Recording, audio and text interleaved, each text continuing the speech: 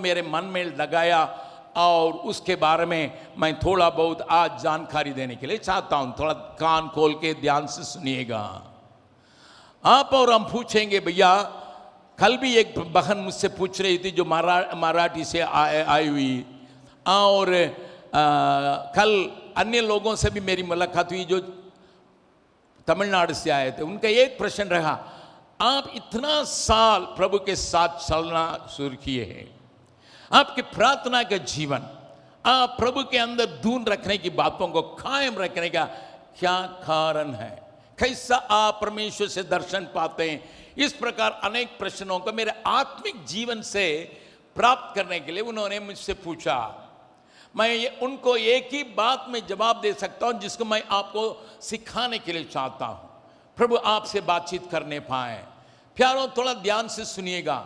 हम कल शाम की सभा में भाई अगस्टिन राजशेखर के द्वारा अगर हमारे जीवन सियोन में परमेश्वर की महिमा दिखाई पड़ना है, सियोन जो है बाबिलोन की बातों से अपने का आजाद पाया जाने की आवश्यकता है, जिसके लिए पवित्र आत्मा आपको सहायता करता करके 3 बातों के ऊपर उन्होंने ज्यादा जोर दिया था।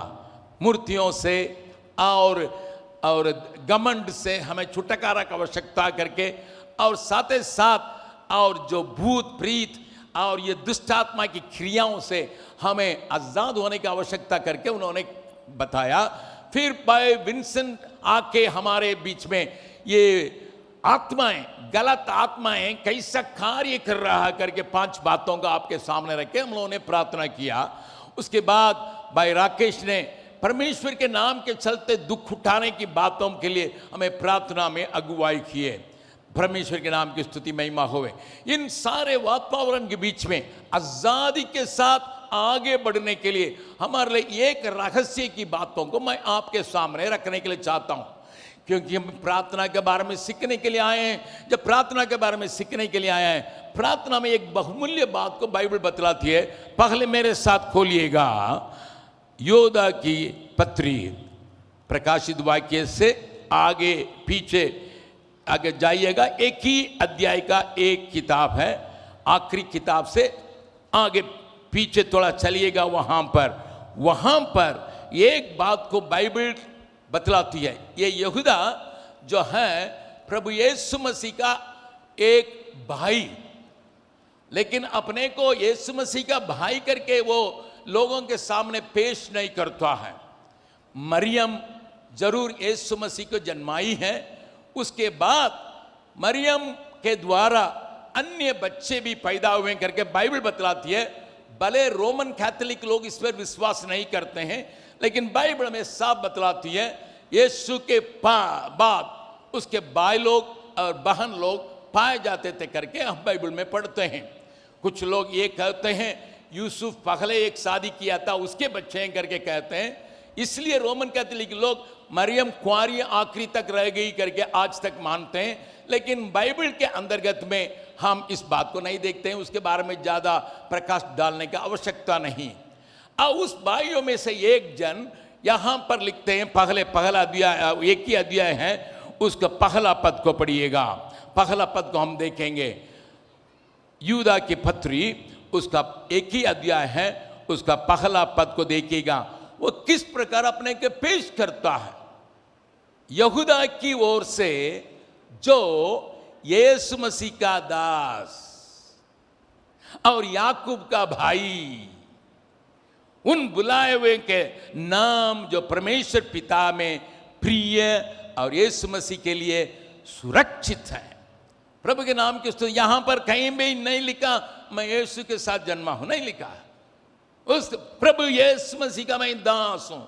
अरे भैया, आपको प्रभु यीशु मसीह के बचपन से सारी बातें मालूम होगा, तो हमें प्रार्थना की बातों में विजय की प्रार्थना करने के लिए सिखाइए करके अगर इनसे हम पूछेंगे, वो क्या कहेगा? 20वां पद को पढ़ेंगे, उसी अध्याय का 20वां पद को अपने बाइबल में देखिएगा। अगर बाइबल नहीं है पर्दा में देखिए, अगर नहीं है कम से कम सुनिए जिनको पढ़ने लिखने नहीं आता। पर हे प्रियों, तुम अपने अति पवित्र विश्वास में उन्नति करते हुए और पवित्र आत्मा में प्रार्थना करते हुए। बातों को थोड़ा समझिएगा, जब दो बातें इस वचन में पाई जाती है। एक है अपने पवित्र विश्वास, हमारा विश्वास साधारण विश्वास नहीं है, महापवित्र परमेश्वर के पास हमें खींच के लाया हुआ पवित्र विश्वास है। और इसी में प्रतिदिन हमें आगे बढ़ने की एक रहस्य की बातों को वहां पर लिखता, पवित्र आत्मा में प्रार्थना करते रहो। भैया हम लोग तो प्रार्थना करने के मतलब मांगना, इसको जानते हैं, परंतु ये पवित्र आत्मा में होके प्रार्थना करने का अर्थ क्या है, प्रभु हमें क्या समझाने के लिए चाहता है, प्रभु इसके द्वारा क्या सिखाने के लिए चाहता है। एक और वचन को भी पौलुस के द्वारा हम सुनेंगे, एफिसियों की पत्री में पौलुस इस बात को मन में रखते हुए एक बात को हमें सलाह के रूप में कहता है। और 5वां अध्याय, एफिसियों की 5वां अध्याय, वहां पर 18 पद से लेकर हम पढ़ेंगे। 18 पद से लेकर, एफिसियों की पत्री 5वां अध्याय 18 पद से लेकर पढ़ेंगे। दाखरस से मतवाले न बने हो, क्योंकि उससे लुचपन होता है, पर आत्मा से परिपूर्ण होते जाओ, आत्मा से बढ़ते जाओ। और 19वां पद में, और आपस में भजन और स्तुति गान और आत्मिक गीत गाया करो। ओहो, परमेश्वर के गीत गाने में भी पवित्र आत्मा से भर के गाओ। और न केवल पवित्र आत्मा के द्वारा गीत और भजन गाओ, साथ ही साथ प्रार्थना में ही पवित्र आत्मा के अगुवाई से प्रार्थना में आगे बढ़ो। मैं थोड़ा बहुत पवित्र आत्मा की क्रिया में से कुछ बातों को मैं आपके सामने पहले रखने पाऊं। पवित्र आत्मा हमारे जीवन में क्या क्या करता करके अगर परमेश्वर के दृष्टिकोण से हम बाइबल को पढ़ने शुरू करेंगे, बाइबल हमें पहले एक बात को बतलाती है जिसको हम रोमियो 8वां अध्याय में देखते हैं। रोमियो की पत्री उसका 8वां अध्याय में बाइबल साफ बतलाती है। 15 और 16 पद को पहले देखेंगे। रोमियो की पत्री 8 अध्याय का 15 और 16 पद को मैं पढ़ रहा हूं, थोड़ा ध्यान से सुनिए।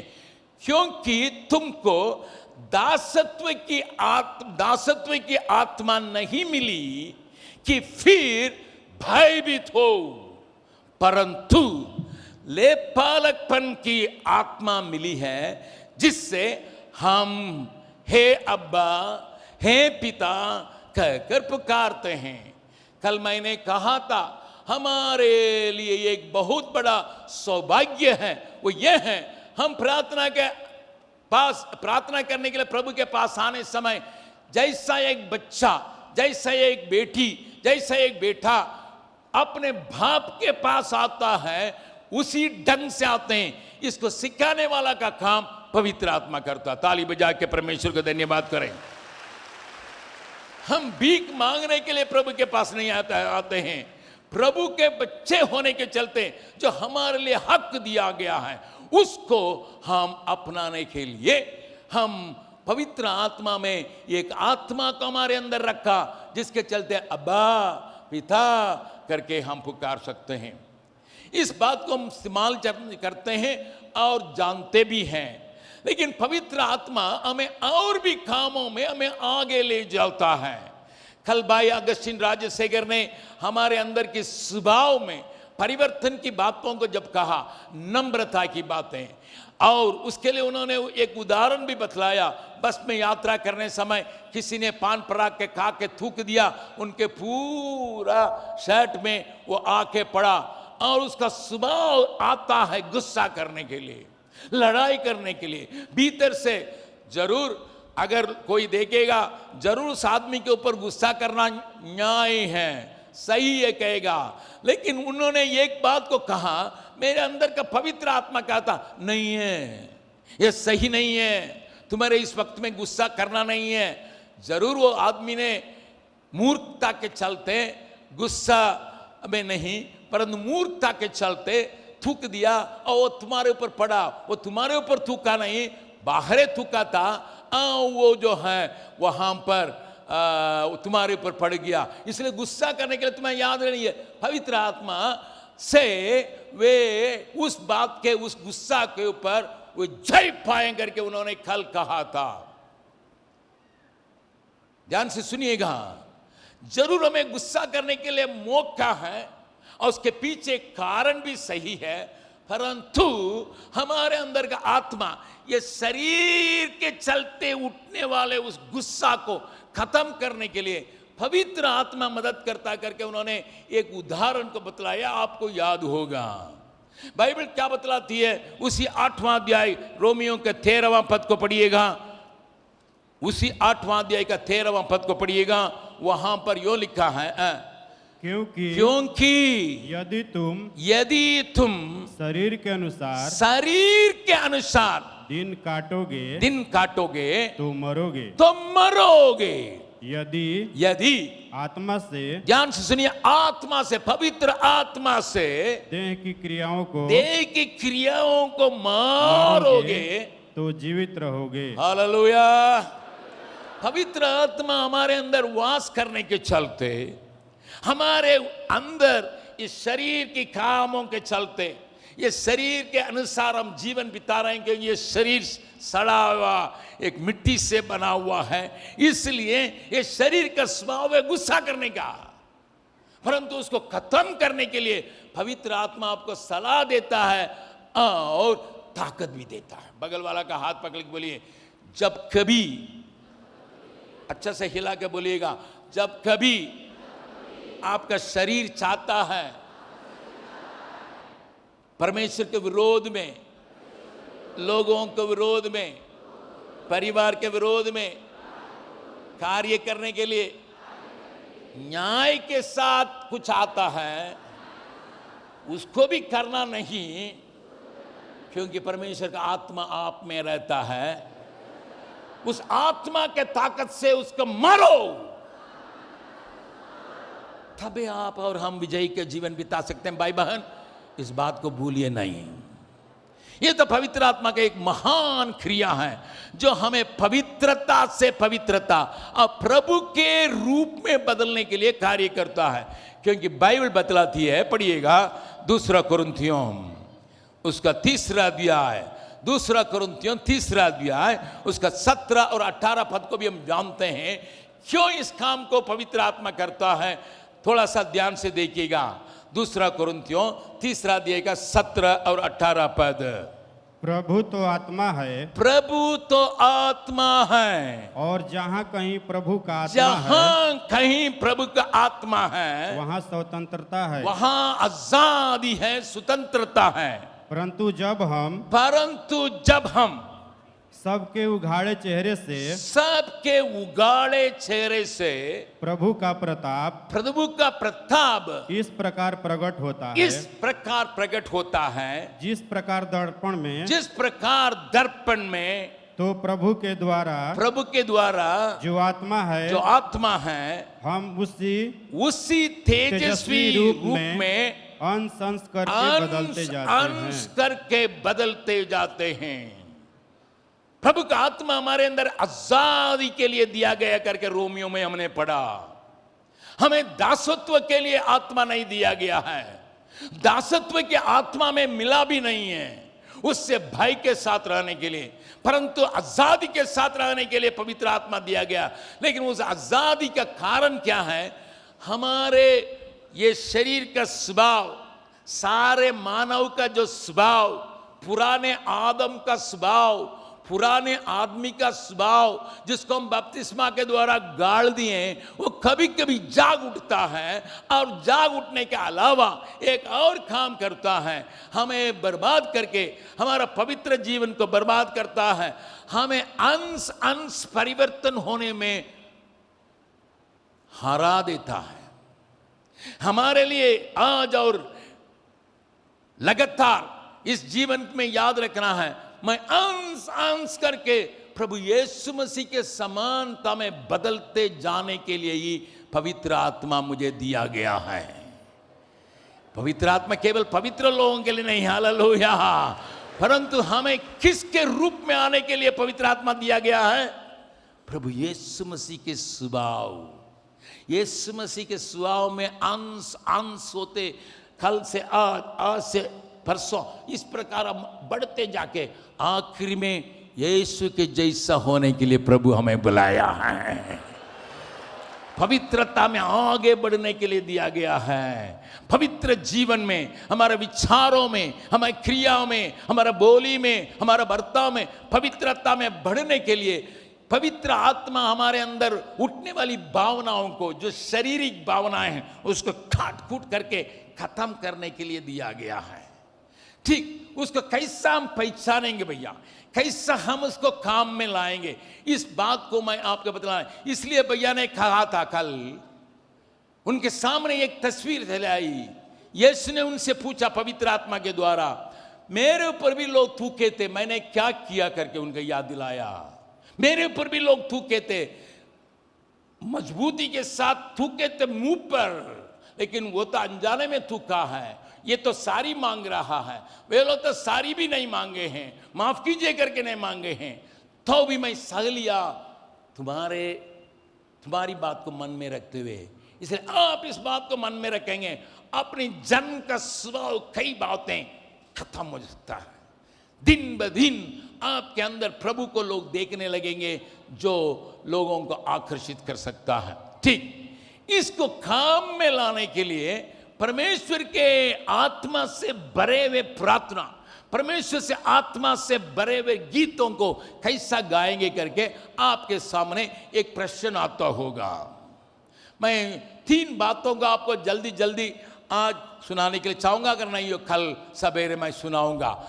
थोड़ा सा मेरे साथ खोलिएगा पहला कुरिन्थियों उसका 14 अध्याय, उसके 2 और 4 पद को पढ़ने जा रहे हैं।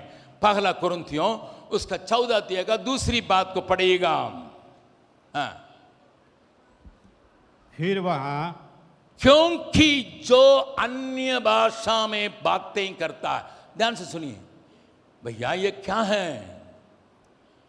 आत्मा हमारे अंदर परमेश्वर के लिए, परमेश्वर के सम्मुख ग्रहण योग्य होने के लिए, केवल परमेश्वर और मेरे बीच की बातों में कोई भीतर घुसे नहीं, इसलिए हमारे जीव में अन्य भाषा को देता है। कान खोल के सुनिएगा, क्योंकि उस वचन में लिखा है वो मनुष्यों से नहीं, अन्य भाषा बोलने वाला मनुष्यों से नहीं परंतु परमेश्वर से बातें करता। जितने लोग अन्य भाषा में बोलने के लिए वरदान प्राप्त किए हैं, वे पूरा थाली बजा के परमेश्वर का धन्यवाद करें।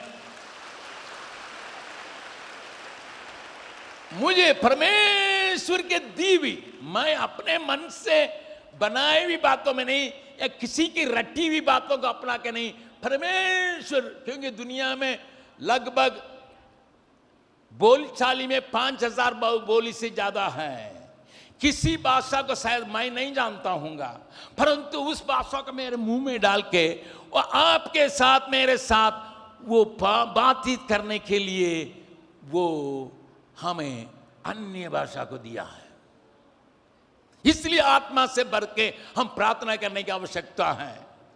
मुझे एक छोटी सी बात याद आ रही है, आप मुझे गलत नहीं समझना, परंतु इस बात को मैं आपको समझाने के लिए बोलता हूं। जब मैं 6वां क्लास में था, 7वां क्लास में था, तो हम लोग लड़के लड़की लोग एक ही क्लास में थे।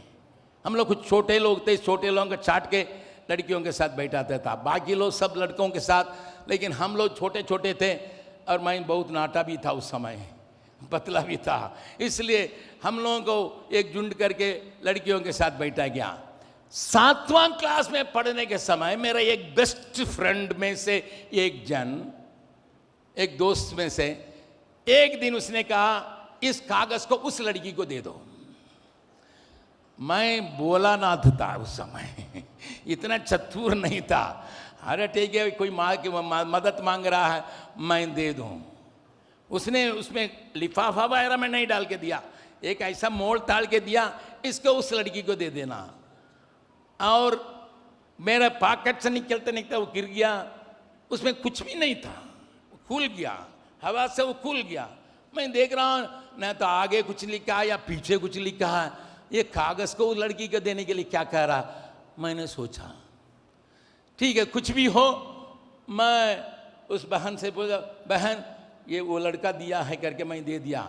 वो तो मुझे गुस्सा करके देख रही थी, मुझे पता नहीं चला।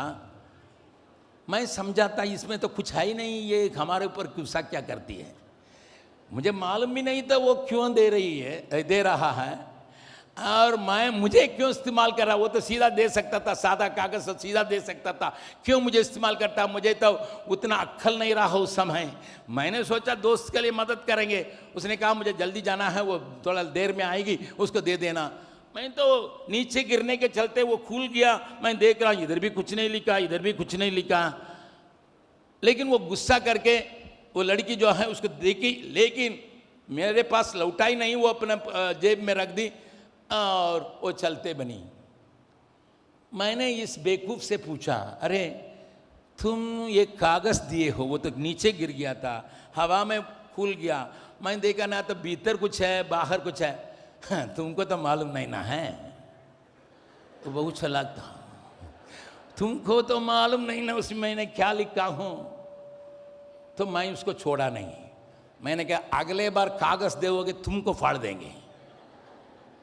वो डर के मारे, क्योंकि मेरा और दोस्त लोग तो थोड़ा तगड़े लोग थे, मैंने कहा उन लोगों से भी कर दूंगा, इसलिए डर के मारे उसने मुझे बताया सुनो किसी से सहना कहना नहीं। मैंने उसमें चिट्ठी लिखा था। अरे एक भी अक्षर नहीं देखा हूं, एक भी अक्षर नहीं भैया, तो तुम। उसने मुझे अपना घर ले गया, लेके एक छोटे से शीशा को दिखाया। उसने कहा ये मालूम है इसमें मैं प्याज को चुसवा के उसका रस को निकाल के रखा हूं। मुझे समझ में नहीं आया क्या है ये प्याज को रस बना के उसी में एक छोटा सा कलम डाल के रखा हूं, उसी से लिखा हूं, इसमें आएगा ही नहीं। मैंने कहा कैसा, फिर कैसा पढ़ेंगे भाई।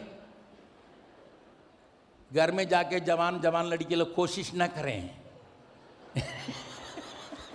माँ बाप को बुड़बक बनाने के लिए इस काम को मत करें, लेकिन मैं बतला रहा हूं, मेरे साथ जो अनुभव हुआ था उसको मैं बतला रहा हूं। और उसने कहा एक मोमबत्ती को जलाया और उसमें जरा सा ऐसा दिखाया, ये अक्षर सब निकल आया। उसमें पूरा अपनी संगति मैं तू मेरे कल्पना है, मेरे स्वप्न है, सारी बातें उसमें लिखी। तू ही मेरा मीठा है, तू ही मेरा ये है वो है। तबे मुझे मालूम हुआ ये प्याज का रस से निकलने से किसी को दिखाई नहीं पड़ेगा, लेकिन आग में दिखाएंगे वो सब झलक के बाहर आएगा। हालेलुया। परमेश्वर आपको भी ऐसी भाषा दिया है ताकि कोई नहीं समझे। और प्रभु के पास जब वो भाषा में आपके निवेदन, आपके दिल की गाना, आपके दिल की भावनाएं आपके पास जाता है, वो पवित्र आत्मा के ताकत से उस अक्षर को निकाल के समझ लेता है। मेरी बेटी इसी प्रकार प्रार्थना करती है। तभी प्रार्थना में किस भाषा को ज्यादा इस्तेमाल करने की आवश्यकता है? अन्य भाषा में। लेकिन इसको अपने पास ही ज्यादा बोलना है। कभी कभी हम झुंड में आते हैं तब एक दूसरे को समझते नहीं है, इसलिए कभी कभी आराधना में हम इस्तेमाल कर सकते हैं, परंतु ये आपके लिए रहस्य की बातों को, गुप्त बातों को परमेश्वर को सुनाने के लिए दिया हुआ एक बहुत बड़ा वरदान है। विश्वास करने वाला थाली बजा के उस महान दान के लिए परमेश्वर को धन्यवाद करें। प्रभु आपसे बातचीत करने पाए, क्योंकि उसमें लिखा, क्योंकि उस अध्याय में दूसरा पद, क्योंकि वो वेद की बातें आत्मा में होकर बोलता है। गुप्त बातें, वेद की बातें आत्मा में होकर, पवित्र आत्मा का दिए हुए भाषा में होकर वो बोलता है।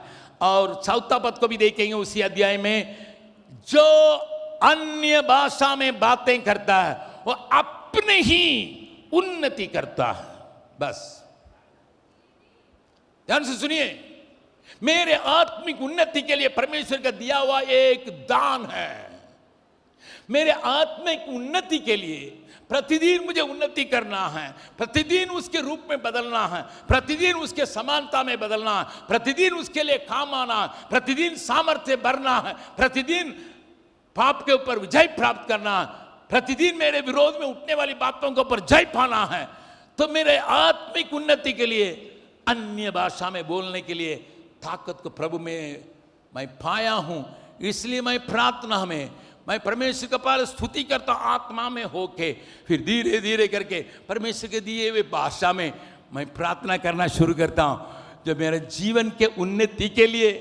और कोई नहीं जानता है, मेरा प्रभु जानता है, और क्योंकि उसने उस भाषा को दिया, उसके द्वारा मैं परमेश्वर की मनसा के अनुसार दुआ कर सकूं, परमेश्वर के मनसा के अनुसार उसकी महिमा कर सकूं। इस बात को याद रखिएगा। मैं आपको बतलाने के लिए चाहता हूं, आपके प्रार्थना के जीवन में बढ़ने के लिए एक विचार है। क्या है? जब हम प्रार्थना करने जाते हैं, हमारा मन में कई विचारें हैं, हमारे मन में कई चिंताएं हैं, हमारे मन में कई प्रकार की बातें हैं, जिसके लिए प्रार्थना करने के लिए हमारे लिए एक बोझ है। तो हम अपने मन की बात को गाड़ी के ड्राइवर सीट में बैठा देते हैं। हम प्रार्थना करने के लिए जरूर जाते हैं, चाहे किसी के जीवन के लिए हो, या अपना परिवार के जीवन के लिए हो, या अपने जीवन के परेशानी के लिए हो, हम उसको ड्राइवर सीट में बैठा देते हैं, ड्राइवर सीट में बैठा देते हैं। आत्मा, हमारे आत्मा पवित्र आत्मा के मिलके पीछे बैठ जाता है। कई लोगों का अनुभव यही है। लेकिन प्रभु इसलिए कहता है, ना बाबू ना, इससे तुम घबराए जाओगे, इससे तुम्हारा विश्वास डगमगाने लगेगा, इससे तुम्हारा विचारधारा जो है पिघल जाएगा। परंतु तुम ये एक काम करो, आत्मा को सामने ड्राइवर सीट में बैठा दो, मन की बातों को पीछे बैठाओ।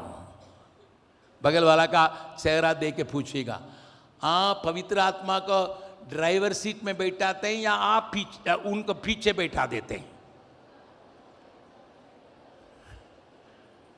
प्रार्थना करने के समय हम किस में से होके प्रार्थना करने के लिए बाइबल बतलाती है? आत्मा में होके, आत्मा में चलाने पाए, आत्मा में अगुवाई करने पाए।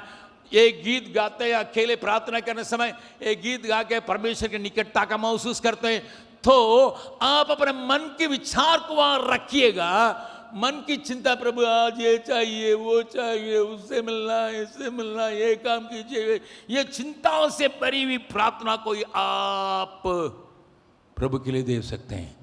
परंतु अगर पवित्र आत्मा के अगुवाई से प्रार्थना करने के लिए आत्मा को वहां पर रख के, उन विचारों को, जरूर बोझ है, जरूर प्रार्थना का विषय है, जरूर हमारे लिए कष्ट है, जरूर संकट है, उन सारी बातों के पीछे करके आत्मा में हो के प्रार्थना करने समय आपके आत्मा से उठने वाली आवाज परमेश्वर के प्रसन्न योग्य बात को कहता है। इसी का पौलुस कहता है, पढ़िएगा उस वचन को, रोमियो 8वां अध्याय, रोमियो 8वां अध्याय में क्या लिखा है? वहां पर पौलुस बहुत समझ पूछ के इस बात को लिखा है। 26 पद को पढ़िएगा, 26 और 27 पद को पढ़ेंगे। इसी रीति से आत्मा भी, आत्मा, ये पवित्र आत्मा भी हमारी दुर्बलता में हमारी दुर्बलताओं में सहायता करता है। ताली बजा के परमेश्वर का धन्यवाद करें। हमारे दुर्बलता क्या है? हमारा दुर्बलता क्या है? वहां पर पौलुस लिखता है, क्योंकि हम नहीं जानते कि प्रार्थना किस रीति से करना चाहिए। प्रार्थना किस रीति से करना चाहिए हम नहीं जान रहे हैं, हमको पता नहीं है। और यह भी लिखा है प्रार्थना में, परंतु आत्मा, परमेश्वर का आत्मा जो सारे जगहों में व्यापित है, उसके आत्मा आप ही ऐसे ही आहें भर भर कर जो बयान से बाहर है हमारे लिए विनती करता है। हालेलुया। पवित्र आत्मा आपके अंदर जब वास करता है, उसके लिए आप जगा दें, प्रभु मैं आया हूं, मेरा होंठ आपका रहे। आप इसी को इस्तेमाल करके मेरे दिल की वेदना को परमेश्वर तक पहुंचा दीजिए करके जब कहते हैं, उस बोली से, उसकी दिए हुई बोली से परमेश्वर के पास परमेश्वर का आत्मा पूरा आग भर भर के व्याकुलता के साथ, जहां बहुत मगन होना वहां मगन के साथ, जहां पर आनंद होना आनंद के साथ प्रार्थना निवेदन को परमेश्वर तक पहुंचाता है। पवित्र आत्मा न केवल यीशु के रूप में हमें परिवर्तित करता है, परंतु यीशु के समान हमें प्रार्थना करने के लिए उत्साहित करता है। इसलिए मेरे जीवों को वो छू के, इसी को वाहन बना के, इसी को गाड़ी बना के मुझे परमेश्वर के निकटता में ले आता है। इसलिए हम लोगों ने कल गीत गाया था, उस बात को एक और बार गाएंगे। प्रार्थना ही मुझे ले आता तेरे पास, प्रार्थना ही मुझे ले आता तेरे पास, प्रार्थना ही मुझे ले आता तेरे पास, प्रार्थना ही मुझे ले आता तेरे पास। मेरा प्रभु यीशु राजा तेरा ही हो, हालेलुया। मेरा प्रभु यीशु राजा तेरा ही हो, हालेलुया। इस गीत को मैंने जब रचाया, मैंने लिखा इस गीत को, मैंने सोचा मैं प्रभु के निकटता में कैसा जाऊं, मैं परमेश्वर के निकटता में अपने वेदनाओं को, अपने बोझ को, अपने लोगों के लिए कैसा मैं प्रभु के पास जाऊं करके जब मैं प्रभु के पास बैठा था, प्रभु ने कहा प्रार्थना ही तुम्हें मेरे पास ले आता है। यीशु इस संसार में जो था, वो परमेश्वर का पुत्र होने के बावजूद भी सवेरे तड़के उठ के, सब लोग उठने के पहले जाके एकांत में अपना पिता के साथ समय बिता रहा है। पिता से उन सारे दिन की बातों को बातचीत करता, आज किन से मुलाकात करना है, किस प्रकार का अद्भुत काम करना है, किस क्षेत्र में जाना है, किस जगह को जाना है, किस गांव में मुझे जाना है करके परमेश्वर होने के बावजूद भी पिता से वो पूछता है, प्रभु तू मुझे अगुवाई कर। वो इसलिए कहता यूहन्ना में, जो कोई पिता मुझे दिखाता उसी को मैं करता हूं, जो कोई बतलाता उसी को मैं बोलता हूं। आपके जीवन में प्रभु के चलाए हुए राहों पर चलने के लिए, प्रभु जहां पर आपको विदा करता वहां जाने के लिए, प्रभु जो बातें आपके मुंह से निकलने के लिए चाहता उसी को कहने के लिए सवेरे जाके अपनी विचारों को पहले पीछे हटा के, उसको पीछे रख के पवित्र आत्मा से भरी हुई आपके आत्मा को सामने रख के और प्रभु की स्तुति आराधना करते हैं। जब आराधना करते करते अन्य भाषाओं में आप घंटों पर भी प्रार्थना करेंगे, आप थकेंगे नहीं, क्योंकि परमेश्वर की ताकत से आप प्रार्थना करते हैं। और हम नहीं जानते हैं उसकी विचार, उसकी इच्छा नहीं जानते हैं, इससे हम परमेश्वर के विचार को संपूर्ण तौर से प्राप्त करते हैं। उसी को हम अपना प्रार्थना में तगड़ा करने के लिए महसूस करते हैं। प्यारो, न केवल हम प्रार्थना करने के लिए आए हैं, परंतु प्रार्थना के बारे में सीखने के लिए भी आए हैं। प्रार्थना करना के तरीका को सीखने के लिए आए हैं। शायद आज आने वाली बातों, कल किसी ने मुझसे पूछा था, भैया आप भिन्न भिन्न जगह में कैसा काम शुरू किए हैं। मैं कहूँगा, मैं सवेरे परमेश्वर के सम्मुख में बैठने समय परमेश्वर ने किसी किसी जगह का नाम लेके बुलाया, जाओ इस जगह में, जाओ इस जगह में, जाओ इनसे मुलाकात करने के लिए, जाओ इस क्षेत्र में कार्य शुरू करने के लिए, इस काम को करने के लिए। आप यहाँ हमारा भाई स्टालिन से पूछ सकते हैं जो कंस्ट्रक्शन डिपार्टमेंट में हैं। सवेरे मैं वहाँ का आराधना खत्म करके अगर उनको बुलाऊंगा वे सोचेंगे भैया का कोई दर्शन मिल गया है, इसलिए यहाँ पर नक्शा बनाने के लिए मुझे बुला रहे हैं करके। किसने कहा भैया? किसने कहा? उसने कहा। उसकी तस्वीर हमारे सामने चली आती है, उसकी सलाह चली आती है। एक दिन हम लोग आर्थिक संकट में हम लोग गुजर रहे थे, बिल्कुल आर्थिक संकट में हम पड़े हुए थे। उस समय मैं प्रार्थना कर रहा था, हे प्रभु मैं पहले फील्ड घूमता था, फील्ड घूम के मैं प्रार्थना करता था, लोगों के साथ समय बिताता, लेकिन अभी हम लोग बहुत बढ़ गए हैं, इनके लिए बुला के उनको सिखाने के लिए एक जगह चाहिए करके मैंने प्रार्थना में पवित्र आत्मा के प्रेरणा में होके प्रार्थना करते रहा। घुटना में था, एक छोटा सा कागज लेके एक तस्वीर को बनाया और प्रभु ने कहा जाके नापो। मैं एक छोटा लड़का को ले लिया, अपनी पत्नी को भी ले लिया। रूपा से पूछिएगा, शायद उसको याद होगा, कुछ बातों तो वो भूल गई। मैंने बोला, वो पूछ रही थी क्या है? प्रभु यहाँ इस प्रकार का एक भवन को बनाने के लिए कह रहा है। वो ये नहीं पूछी आपके पास तो अपने लोगों को देने के लिए पैसा नहीं, आप कैसा करने जा रहे हैं?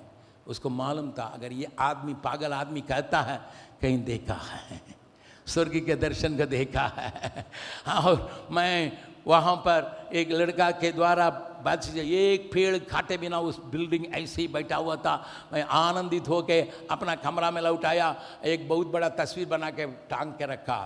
भाई मरियदास जो अभी रामडिगरा में हैं, वे हम उस समय अकाउंट्स डिपार्टमेंट में काम कर रहे थे, वे हमारे कमरा में आए, भैया ये क्या होने वाला है, ऐसे ऐसे बनाने वाला है। हाँ आपको मालूम होना चाहिए 2 महीने से हम लोग हमारे भाई लोगों को अलाउंस नहीं भेजे, मालूम है ना? मैंने कहा हमको मालूम है, लेकिन ये उसने कहा वो करेगा।